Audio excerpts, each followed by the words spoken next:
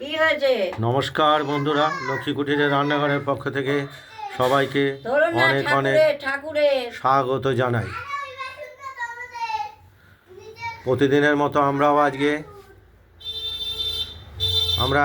একটি রান্নার video recipe নিয়ে এসেছি। সেটি হলো শিম ভাজা। সর্ষে ফোড়ন দিয়ে শিম ভাজা। এই শিমগুলোকে আমরা প্রথমেই কেটে ধুয়ে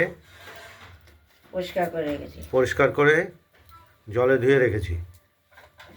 এবার কড়াইতে আমরা তেল দিয়ে দিলাম, দিয়ে সর্ষে দিয়ে দিলাম। এটা সর্ষে ভাজা দিয়ে সর্ষে ফোড়ন দিয়ে আর লঙ্কা চিড়ে দেবো। লঙ্কাই দাও, চিড়ে দিই।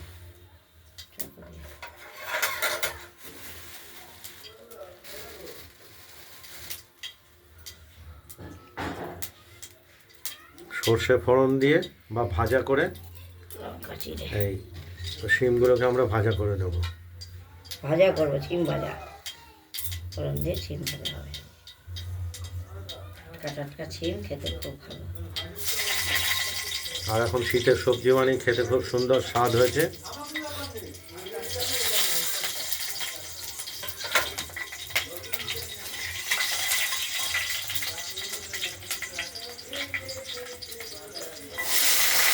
তেলটা আগেই গরম হয়ে গিয়েছিল, আমরা দিয়ে দিলাম।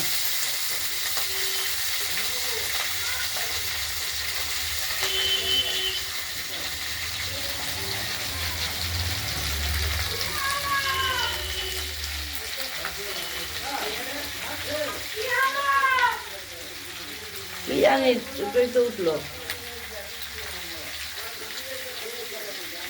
এরপরে দিয়ে দিলাম, এবার দেব নুন, স্বাদ মতো নুন বা লবণ।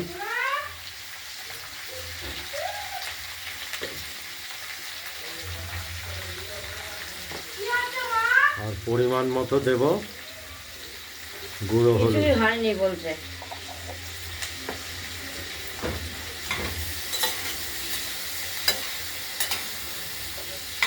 একটু নাড়াচাড়া করবো, ঢাকা দেবো। বেশ কয়েকবার এই কড়াইয়ের ঢাকা খুলতে হবে আর বন্ধ করতে হবে, তবেই শিমগুলো ভাজা হয়ে উঠবে।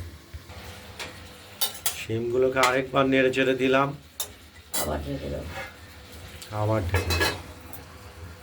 ভাজা করবো। শিমে জল বেরিয়েছে, এই দিয়েই সেদ্ধ হয়ে ভাজা হবে। একবার খুলবো, নেড়ে দেবো, আবার ঢাকবো, আবার ভেজে দিলাম।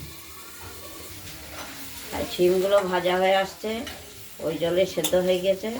একটু ভাজা করে নেবো, তাহলেই হবে। একটু মিষ্টি দেবো, মিষ্টিও দেবো। আজকে নিরামিষ, বৃহস্পতিবার, নিরামিষ খাই।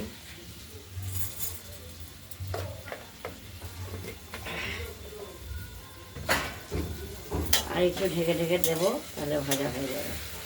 অনেকটাই সেদ্ধ হয়ে আসছে। হ্যাঁ,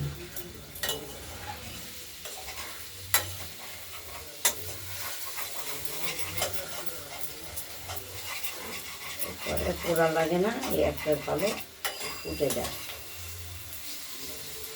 আবার ঢেকে দেবো, দিলাম।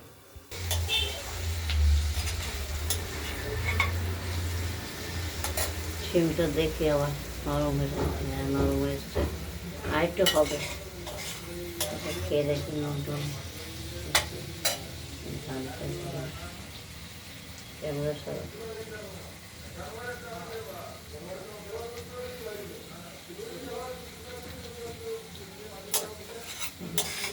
নুন সব ঠিক আছে। আর একটু মজবুত, খুব ভাজা হবে। তুলে রাখি কিছুক্ষণ।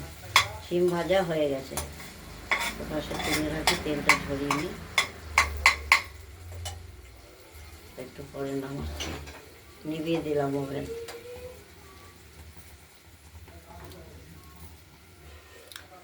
ওইটাই তুলে রাখি। শিম ভাজাটা কমপ্লিট। আপনাদের যদি এরকম শিম ভাজা রেসিপিটি যদি ভালো লাগে, তাহলে আপনারা শিম ভাজা রেসিপিটি বানিয়ে ফেলুন, দিয়ে আমাকে কমেন্টে জানাবেন আপনাদের শিম ভাজাটি কীরকম হয়েছে। ভিডিওটি ভালো লাগলে লাইক করবেন, শেয়ার করবেন, আর আমাদের লক্ষ্মীকুটির রান্নাঘরের চ্যানেলটিকে সাবস্ক্রাইব করে রাখবেন। তাহলে আমরা একটা নিত্য নতুন রান্না দেখানোর জন্য উৎসাহ পাই। আজ এই পর্যন্তই। ভালো থাকবেন, সুস্থ থাকবেন, নমস্কার। দ্বিতীয় আরেকটা রেসিপি আমরা নিয়ে আসবো, সেটা হলো সাদা পনির ঝোল, পনিরের আলু দিয়ে ঝোল রেসিপি। সাদা পনির। এটা পরের ভিডিওতে আমরা দেখাচ্ছি। এখানেই শেষ করছি।